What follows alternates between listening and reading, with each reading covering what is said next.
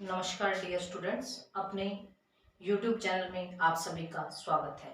अपना डेली जो topic routine के अंदर अभी जो चल रहा था वो था रिप्रोडक्टिव हेल्थ। और स्टूडेंट्स, आज जो अपना रिप्रोडक्टिव हेल्थ पर लास्ट लेक्चर रहने वाला है जिसमें है सेक्सुअली ट्रांसमिटेड डिजीज, यानी कि आज हम इस लेसन में उन रोगों को पढ़ेंगे जो सेक्सुअली इंटरएक्शन से एक पर्सन से दूसरे पर्सन में फैलते हैं। तो यहाँ हम इन रोगों के बारे में पढ़ेंगे। जैसा कि स्टूडेंट्स नाम से ही स्पष्ट है, एसटीडी यानी कि सेक्सुअली ट्रांसमिटेड डिजीज, यानी कि ऐसे रोग जो जेनिटल फ्लूइड के माध्यम से फैलते हैं, यानी कि वेजाइना और पेनिस के आपस में कांटेक्ट में आने से फैलते हैं। और कुछ इसके रीजन और भी होते हैं। ओरल जेनिटल कांटेक्ट से भी ये फैलते हैं, ओरल एनल कांटेक्ट से भी ये फैलते हैं। तो कहने का मतलब ये ऐसे रोग हैं जो हमारे जेनिटल फ्लूइड के अंदर मौजूद हैं और जेनिटल फ्लूइड के संपर्क में दूसरा व्यक्ति आने से ये एक व्यक्ति से दूसरे व्यक्ति में फैलते हैं। ठीक है स्टूडेंट्स। और यूएसए के आंकड़ों के मुताबिक अगर हम देखें तो यूएसए के आंकड़े हैं तो स्टूडेंट्स ये कहते हैं कि अधिकतर जो युवा वर्ग के लोग होते हैं, जो मैक्सिमम 16 से ऊपर के आयु के होते हैं, 16 से 22-25 के बीच में जो होते हैं, वो सबसे ज्यादा इन रोगों से ग्रसित देखे गए हैं।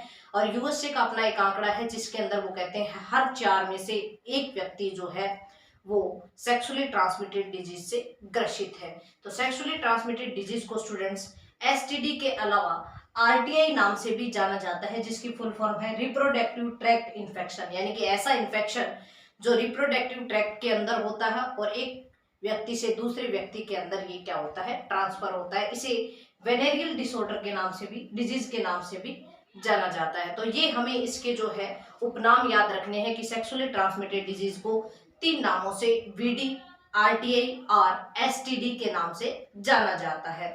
और ये जो स्टूडेंट्स इन्फेक्शन होता है जो सेक्सुअली इंटरएक्शन से फैलता है उसको एसटीआई कहा जाता है, सेक्सुअली ट्रांसमिटेड इन्फेक्शन कहा जाता है। ठीक है।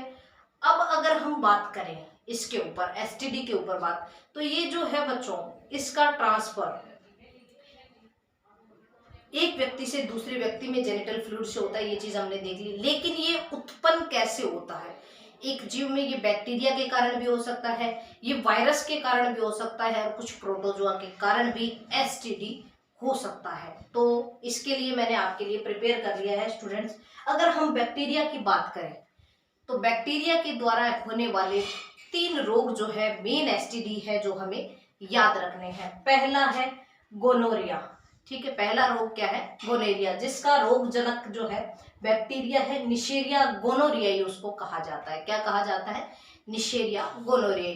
अब स्टूडेंट्स इसके अगर सिम्टम्स देखें, लक्षण देखें तो क्या रहते होंगे स्टूडेंट्स? इसमें होता है कि फीमेल जो होती है उस फीमेल के अंदर उसके जेनिटल पार्ट के अंदर क्या होता है, हल्के हल्के से फ्लूइड निकलना लगता है। ये फ्लूइड निकलता है और उस दूसरा क्या होता है, उस फ्लूइड के अंदर थोड़ी इचिंग भी वहां उस पार्ट के अंदर होने लग जाती है। ठीक है, इस तरह के कैरेक्टर जो होते हैं फीमेल के अंदर शो होते हैं। और मेल के अंदर देखा जाए तो मेल के अंदर पहला कैरेक्टर रहता है वो डिस्चार्ज का रहता है, मेल जल्दी डिस्चार्ज हो जाता है। दूसरा अगर इसके अंदर देखें तो उसमें भी इचिंग का प्रॉब्लम जो है वो रहता है। ठीक है, तो इस तरह के कैरेक्टर जो है गोनेरिया रोग में देखे जाते हैं। और इसका जो रोग जनक है स्टूडेंट्स उसको याद रखना है निशेरिया गोनोरियाई। ज्यादा मुश्किल नहीं है, सिर्फ और सिर्फ हमें नाम ही याद रखने हैं इस चैप्टर के अकॉर्डिंग। ठीक है। दूसरा हम बात करें स्टूडेंट्स बैक्टीरिया के द्वारा होने वाला क्लेमाइडिया। क्लेमाइडिया जो होता है इसको साइलेंट एसटीडी भी कहा जाता है, क्योंकि इसके जो कैरेक्टर होते हैं ना स्टूडेंट वो साइलेंट रहते हैं, पता नहीं चलता। फीमेल जो है ट्रांसफर करती रहती है और फीमेल को पता ही नहीं चलता कि मुझे ये रोग है। ठीक है, तो इस तरह का रोग जो होता है उसे साइलेंट सेक्सुअल डिजीज भी कहा जाता है, ट्रांसमिटेड डिजीज भी कहा जाता है, क्लेमाइडिया। और इसके जो रोगजनक है वो क्लेमाइडिया ट्राइकोमेटिस। ठीक है, क्लेमाइडिया ट्राइकोमेटिस सामने दिख रहा है, आप नोट कर लीजिए, क्लेमाइडिया ट्राइकोमेटिस। ठीक है, इसको साइलेंट डिजीज कहा जाता है।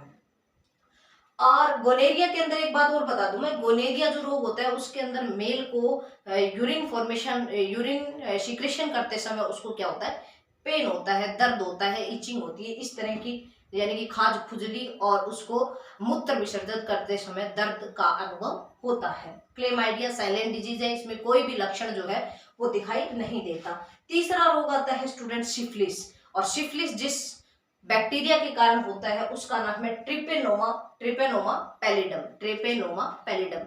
ये सबसे घातक सेक्सुअली ट्रांसमिटेड डिजीज है, सबसे ज्यादा घातक है। इसके अंदर क्या होता है, शुरुआत में एक अल्सर सा फोड़ा सा होता है, ठीक है, उसके अंदर थोड़ा बहुत फ्लूइड भरा होता है। अब क्या होता है, उस फ्लूइड में से वो फ्लूइड का सिक्रेशन होता है, थोड़े दिनों के बाद में क्या हो जाता है, वो ठीक भी हो जाता है, कुछ दिनों बाद में वो ठीक हो जाता है, फिर दोबारा क्या होता है, फोड़ा सा होता है, फिर वो ठीक हो जाता है। और धीरे धीरे उस पेशेंट को क्या होती है, बुखार भी आने लग जाती है, फीवर भी होता है थोड़ा बहुत। और स्टूडेंट्स इसके लक्षण जो है ना साइलेंट रह सकते हैं, 20 साल तक छोटे छोटे लक्षण आते रहते हैं जिसको हम इग्नोर करते रहते हैं, पता नहीं चलता। और कहते हैं कि 20 सालों के बाद भी ये जो रोगजनक है, ये पैथोजन जो है, बैक्टीरिया जो है, ये ब्रेन तक, सीएनएस तक पहुंच जाता है, सेंट्रल नर्वस सिस्टम तक। और जब ये सेंट्रल नर्वस सिस्टम तक पहुंच जाता है तो बच्चों ये बहुत घातक होता है।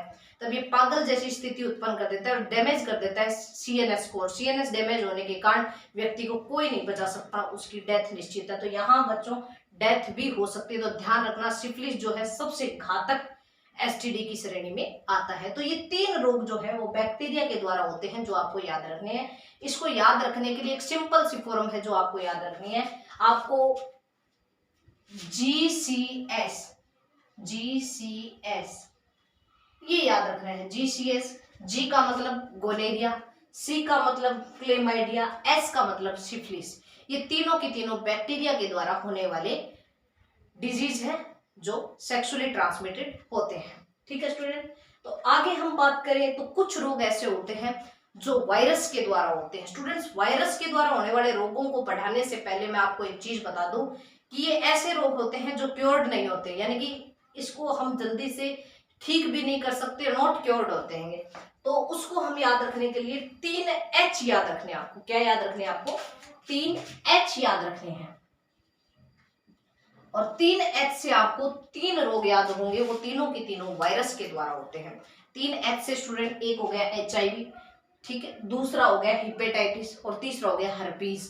ठीक है, तीनों के तीनों वायरस के द्वारा होते हैं, HIV, हर्पीज, हिपेटाइटिस और हर्पीज। ठीक है, सबसे पहले अगर हम एड्स की बात करें, एड्स जो एक्वायर्ड इम्यूनोडेफिशिएंसी सिंड्रोम, जिसके अंदर हमारा इम्यून सिस्टम कमजोर हो जाता है, जो आसानी से हमें कोई भी रोग लग सकता है। ठीक है, ये वायरस के द्वारा जेनिटल फ्लूइड के माध्यम से फैलने वाला रोग है। अब कई बार क्या होते हैं, बच्चे इस चीज में कंफ्यूज होते हैं, कि कंफ्यूज यहाँ होते हैं कि एक चीज सोच के देखो, कहते हैं कि सेक्सुअली ट्रांसमिटेड डिजीज, और कहते हैं कि ये केवल और केवल क्या होते हैं, जेनिटल फ्लूइड के माध्यम से फैलते हैं, यानी कि सेक्सुअल इंटररिएक्शन से फैलते हैं, पेनिस के फ्लूइड के द्वारा फैलते हैं, वेजाइना के फ्लूइड के द्वारा फैलते हैं, ऐसी बातें सुनिए ना।